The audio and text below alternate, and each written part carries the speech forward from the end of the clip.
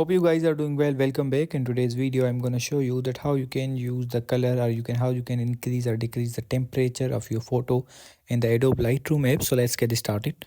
So first of all, what we have to simply we have to open the Lightroom app, and after that we have to choose the photo, that which photo we want to use. You will get the option like this. So as you can see, for example, I'm going to choose this photo here. Now we have to choose this. As you can see, simply we have to go to the color option, and after that, as you can see, now the color related options are provided here.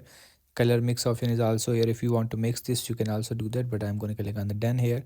Color grading option is also provided here. If you want to mix this, you can also do that. I'm going to click on the done here. Now here's the temperature. If you want to increase the temperature, you can also do that. If you want to decrease the temperature, you can also do that. It's up to you.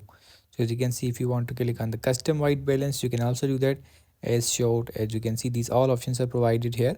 So in this way you can use the temperature option. In this way you can manage the temperature of your picture in the Adobe Lightroom app.